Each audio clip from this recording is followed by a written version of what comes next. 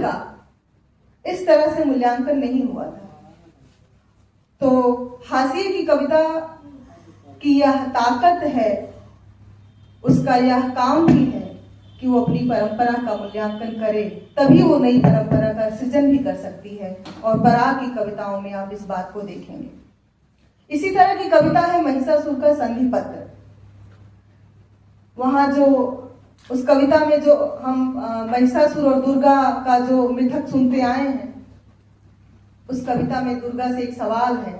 वहां वो दुर्गा साधारण स्त्री में बदल जाती है और पराग अपनी कविता के जरिए उससे सवाल करते हैं कि तुम्हारे हाथ में यह लड़ाई हमारी नहीं है दुर्गा, मेरी पसलियों में धंसा हुआ तुम्हारे हाथ पर चढ़ा हुआ यह त्रिशूल किसका है?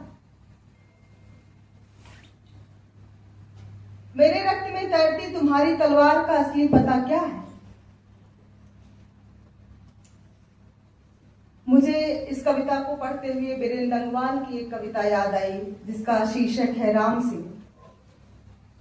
उस राम सिंह कविता में बीरेंद्र डंगवाल कहते हैं, तुम किसकी चौकसी करते हो राम सिंह?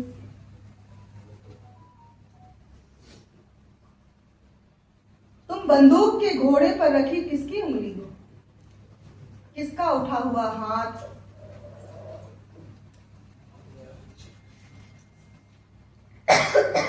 किसके हाथों में पहना हुआ काले चमड़े का नफीस दस्ताना?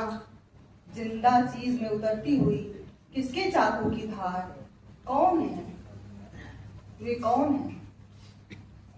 तो ये उस परंपरा से प्रश्न भी है, उसको सावधान करने वाली बात भी है, उसको आगाह करने वाली बात भी है कि स्त्रियों को या और तरह के लोगों को कैसे ताकतवर लोग अपने विमर्श के केंद्र में लाते हैं, अपने नैरेटिव के दायरे में लाते हैं और उनसे अपने फायदे का काम लेते हैं। तो कभी यहाँ अपने तरह के लोगों को सावधान करता है और उन्हें सचेत करता है। दूसरे तरह की कविताएं जो पराग के संग्रह में हैं, जिससे कविता का उन्होंने पाठ भी किया,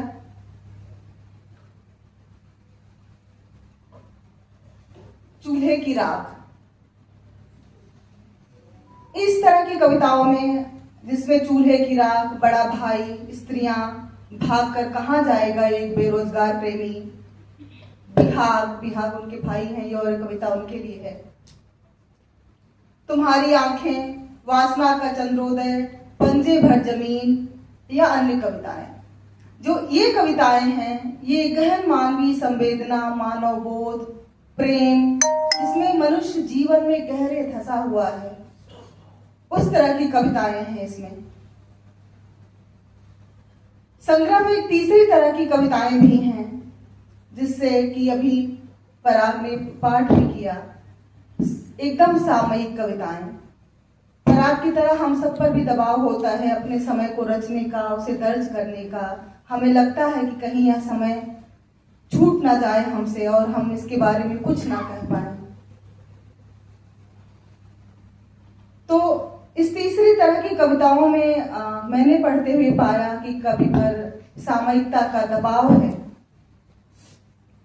लेकिन मुझे जो कविताएं पसंद हैं इस संग्रह से, वो दूसरी तरह की कविताएं हैं जिसमें चूल्हे की राख, बड़ा भाई या पंजे भर जमीन, वासना का चंद्रोदय जैसी कविताएं हैं जिसमें एक गहन मानवीय जीवन है।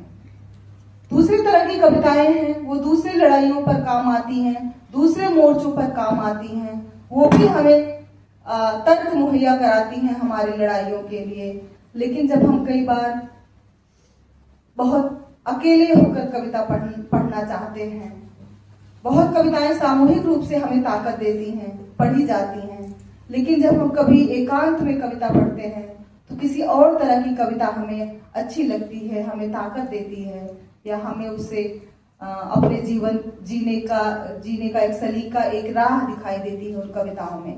तो मुझे अपने लिए ये दूसरे तरह की कविताएं जो कि संग्रह में बहुसंख्यक हैं, यही कविताएं अधिक अच्छी लगती हैं पराग की।